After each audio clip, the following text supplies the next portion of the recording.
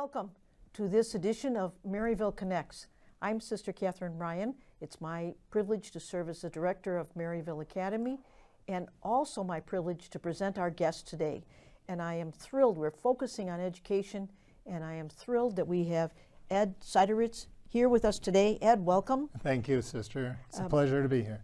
Ed has given an entire career dedicated to education for our young children, older children. Actually, we're going to hear that story, so I won't try to tell it. It's going to come from Ed. But Ed, I want to ask you first, how did you become involved in choosing this ministry of education? Sister, I was taught by the De La Salle Christian Brothers in high school way back in the 1970s, and Wichita, Kansas. And they were turbulent times in society as well as today, and I was taught by the brothers. And we didn't always stay on the beaten track, and sometimes we veered off, sometimes we got lost in life, and the brothers were there to redirect us in life and to make sure that we found our path in life, and a pathway that would really open us up in life and bring our gift to the world. And so I think in gratitude, and so when I was 18 years old, I thought, I wasn't crazy about wanting to be a teacher. That wasn't top of mind. But I thought, I want to be like these guys. They lived in community. They served tirelessly. They loved us beautifully. They gave our lives for this service. And so I'm a product of this. All right, so you became one of the brothers. I did. And what was your first assignment, the trip to Guatemala? No, my first, I joined the order a month out of high school, and went through training and college and postulancy and novitiate. My first assignment was teaching back in my own hometown of Omaha, Nebraska. Mm-hmm. I'm from the south side of Omaha, and so they assigned me to our high school there on the north side of Omaha, and I taught there. I taught mathematics and religion. I coached tennis. And I taught, my second assignment was in Kansas City. I taught in our LaSallian High School there. And from there was invited to take a trip down to Guatemala. And so I did that and then came back, and for the next 1 to 2 years, it just really, I'll say, opened me up to this possibility. And I saw when I was down there was a need. The brothers said, hey, if you would ever consider. And so I did. I made a commitment there for 3 years and ended up staying for 8 years. 8 years. Yeah. So I think this shows some of the foundation of what you eventually bring to our urban area. You're serving in a rural area in Guatemala. And what were you doing in education there? So my first assignment was in a small Mayan village, Santa Maria Visitacion. This was up in the highlands of Guatemala, overlooking Lake Atitlan there, if you're familiar with that. I was assigned to a school, started out teaching Spanish. It was really their second language, my second language, way off the beaten path, 7 miles off the Pan American Highway, tucked away in the hills. Teaching school, and the village leaders, I'll just say, call it divine providence, call it the universe, whatever language we use, the village leaders and the brothers went to work on beginning a school there. It was still during the Civil War years of Guatemala. And so there wasn't a high school in the village. We ended up working together. We began a high school tailored to the needs of the Mayan people. And from that experience, you come back to the United States. Right. And then where were you? So I came back at the beginning of 1995, and the Civil War was beginning to wind down there. And I just started meeting up with a couple of brothers and friends. I remember I was on a cold January night of 1995. I went out to dinner with Brother Michael Quirk from De La Salle. He was president of De La Salle at the time, and we were novitiate classmates. And so Mike and I were out in Greektown for a conversation, and I was just saying, Mike, I feel really strange being back in the country. of my origin. I'm not exactly certain what to do next. And I says, here's what's in my heart. And he says, Ed, you've got to meet this young brother, Gordy Hannon. And so he says, in fact, there's a parent-teacher conference going on that night over at De La Salle. So after dinner, Mike brings me back to De La Salle. And sure enough, we walk right in the entrance, and Gordon is standing there talking with a parent. And so we wait patiently for that conversation to wrap up. And Mike introduces Gordon and I. And seriously, within 5 minutes, we were talking about starting the San Miguel School. We had never met, crossed paths in our lives, but there was something in Gordon and something in me, something Mike saw that was connecting the dots here. And again, I'll call it divine providence, brought this school to life 9 months later in the back of the arts community of Chicago. And 30 years later, it's still going there. And our whole goal was to do what De La Salle did. St. John Baptist De La Salle, who started the work that we're all a part of today. And our goal was to do what De La Salle did, was to offer a free education. So it was a small private Catholic school, not tuition driven. We were fundraising by about year 4 or 5 millions of dollars a year to do this. And so that's what brought me to Chicago. We put our hands to the work, and here we are today, several schools later. And to say several schools later, you now are part of a new group, Catalyst Schools. Yes. And you're serving in both the Austin community and Chicago Lawn community. Yes, we are. We are. And that's an amazing story in itself. And so after the first San Miguel, we moved over to the west side of Chicago, to the Austin neighborhood. So we had a second San Miguel school there. And it was Gary Comer, who founded Land's End out of his garage in the south side of Chicago, brought Arnie Duncan over to visit our Austin school, San Miguel, one day. And Arnie was familiar with our work, and by the end of the meeting, we were sitting around the table like this, and Gary says, you know, these guys have something, Arnie, how can you work together? And Arnie said, I can give you a couple of charters to open schools under our CPS umbrella. And we were honored, and we thought about that, and we kindly said no. We can't do that because we're mission driven. We're about reaching populations of greatest need. We have a particular philosophy in educational pedagogy which dates back to De La Salle 345 years or so ago. And we said no to it for 6 years, we did.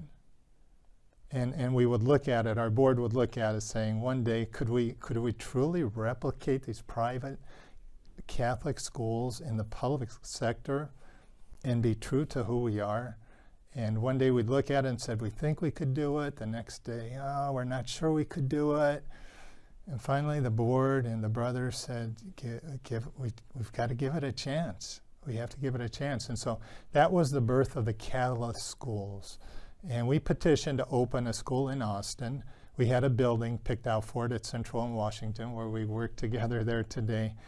Arnie came back and said, you know, I have a real strong need in North Lawndale. Would you consider opening a school there? And I'll give you a second charter the following year to open up here in Austin. And so that's what we did. Okay. And here we are today. 2 schools today, Austin and Chicago Lawn. K-8 in Austin, 520 students, and K-12 in Marquette Park, Chicago Lawn, 1,100 students. So, Ed, I'm sure our viewers are saying, this is great that you're making this education possible for our children. What is this, when you keep talking about the philosophy, what's special about excuse me, these needs of the children? What needs are you meeting of the children? Again, thinking back to De La Salle, the reason De La Salle began his work, he was not an educator by trade, he was a French priest. He was held a privileged position in the church, in the cathedral in Reims. And but his heart was moved to begin a work that was brought to him, much like it was brought to us. And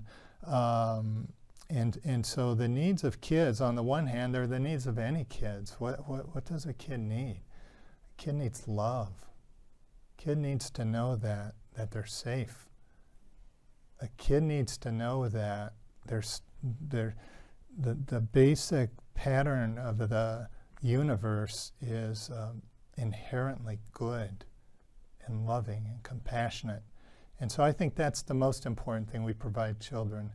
Yep, reading, writing, math, and metrics were scrutinized and held to all of those by CPS. And we say it's about teaching minds and touching hearts. It's about bringing this way of education, which really is about relating and touching the heart. And only hearts can touch hearts. I can be a master teacher, but if I can't reach the heart of a kid, I'm not going to get too far. So it's about providing all of those practical needs of a kid and really positioning them for employment and skills to be a functioning and a real participating member of society and making our world better.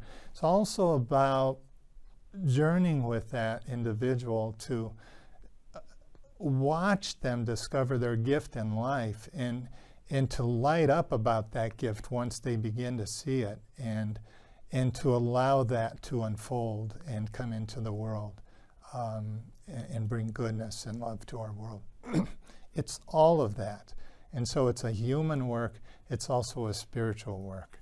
But it's about teaching minds and touching hearts. And that's what our teachers and our leaders do every single day, as they wake up to find ways to love these beautiful children in these communities that are such a richness in our city today. So a wise man once said, that in addition to academics, you also provide a safe, loving, and nurturing environment that allows children to open up, blossom, and be truly transformed. That would be you in 2007, Ed. Is that right? I think so. And our viewers should know, Ed's going to remember, this is at the time that he received an honorary degree from St. Mary's College in California in 2007 for the tremendous work that he was doing for the education of our children, especially the education of children who don't have a lot of opportunities. So Ed, if you'd like to speak to that some more, or the children you've chosen to put your time with, yes, are the children who come from our communities without a lot of economic resources, although a lot of heart. Yes. There's always more than one way of looking at it. We can say, focus on what it is that we're bringing to it. The truth of the matter is, sister, the question really is, what is it that they're bringing to the table? What do they bring to us? And this is a two-way street here, because we all give, we all teach, and we all receive. It doesn't matter role or age. That is the milieu in which we operate these schools. And so they're really a holy work. It's a sacred work. This is sacred ground we touch. And regardless of our faith perspectives, I remember De La Salle telling his brothers way back when you enter the classroom in the morning at the start of the school day, kneel down before your desk, before anyone's there. Kneel down and remember that you're on holy ground. And so these communities, these neighborhoods are sacred areas in which children and families and community live and work and fight and grow and duke it out and bring goodness and unity to the world. And so it really is that sacred milieu, that sacred ground in which we operate. And so when we look at these kids, we don't look at these kids for where they're at today. We try to have eyes to look at them a little more deeply into their hearts, to see what is the gift that has been given to them to bring to the world. And my experience after being in education my entire life is once we discover what it is that brings us alive in this world, everything else seems to come alive around us. And so that's what we look for. That's what we search for. And we relentlessly pursue that. Well, I think that's really encouraging for our viewers. So I'm going to ask you, given what you've already shared, Ed, given that you've experienced education in rural community in Guatemala, mostly urban communities in the United States, but in 2 different states or 3 different states. Yes. You began this as a De La Salle brother. Yes. You now have a wonderful family, Yes. whom you also share this with. Yes. And wife. Yes, a wife. And yes, Marcy. And children. 2 stepchildren, All 2 right. beautiful stepchildren, So- Joseph and Rachel. Wonderful. So now you have all that life experience. Yes. If you look back and you say, this is what I thought about education when we got started. Yes. Now I've had this lived experience, kind of prove the truth of, or not the truth of, Yes. certain of my ideas. Yes. What would you say to parents now about supporting education for their children Yes. when their children are studying, maybe having difficult times? Yes. What do you want to say to parents? Wow. Wow, parents, hats off to you for the responsibility that you bear here in being the first educators of your children. Parents, you are the first educators of your children. Educators like me, we are privileged to join you on this journey of supporting you in educating your children. But it's a grave responsibility you've been given to be the first educators of your children. And that is a sacred duty. That's a sacred responsibility. Never underestimate your kids. I learned time and time again, kids will prove you wrong on what you think they can do. If you think they can do this much, they can do much more. And so there are future leaders sitting right in our communities that are some of your children. Never underestimate the power of your child and what your child can do in life. And sometimes when things seem, we all get discouraged when things seem dark or bleak, or I don't see a pathway forward. Sometimes I come back to, it's a line that Jim Wallace from Sojourners magazine used years ago when we were starting out. I gravitated towards it and I wrote it down and keep it on my desk. Faith is believing in spite of the evidence and watching the evidence change. And so even when it doesn't look like it, we are called as adults, as responsible ones for these children, to dig deep down and believe ourselves. Believe in ourselves first, our God-given gift, why we were brought and put in this neighborhood, in this community, on this planet, to do what we're doing. And then dig deep down and look inside this child. And sometimes, just want to share this one experience from church yesterday. We were at church and the priest was blessing a child, was giving a blessing to the school children going back to school. And they had the educators and adults stand up as well. But he looked straight at the children, put his hands on one, and says, "Children, your message, your prayers go directly to God. My prayers go this way and get to God. But yours, they go this way." And so we have to know that there's wisdom in this child and that these children bless our world. And so look at this as a partnership, a parent in partnership with this child to allow this gift to be watered and nurtured and loved and freed, empowered, liberated to do what's in the heart of that child, why that child was put on this planet. And so, and parents, the last word I want to say is don't get discouraged. I know Gordon and I, for 30 years now through these schools, we've gotten discouraged and beyond discouraged many times. And the one thing we keep reminding ourselves, discouragement is the work of the devil.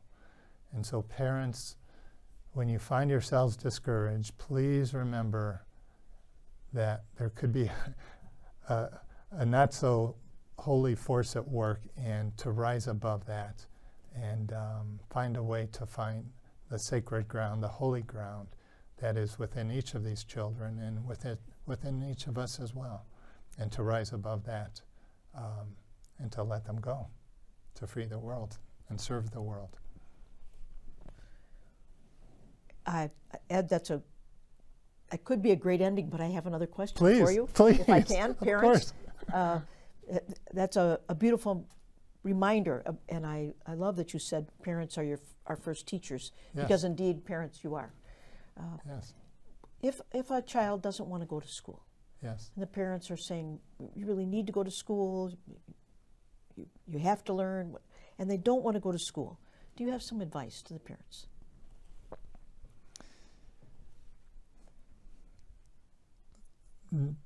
I can see, and I've seen parents push to the edge with children like this. Sometimes we just need to love them. I remember De La Salle saying to his early teachers, and teachers that struggled in the classroom to reach their children, and I've been there myself. We've all been there. When we just can't reach a child, we've done everything possible to reach this child.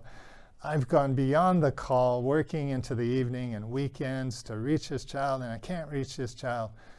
And De La Salle said, when you've done everything possible to reach a child and you still can't reach them, pray for them. Pray for them and allow the Spirit of God to find a way to allow their hearts to respond in a way and at a time they're ready to. Pray for them. Don't give up hope on them. It's not the end of the world. I've seen all sorts of students, some very successful that have graduated from college, and some very successful that have not graduated from college. So we each have our pathways in life, and keep the faith. Keep the faith. Well, thank you for that. And another question, though, Ed, for parents, as you're working with your children, maybe you do have children who want to come to school. That's a really good sign, too, of course. Yes. We hope they're going to want to come to school, yes, and to be learning, yes, to have the adventure of learning.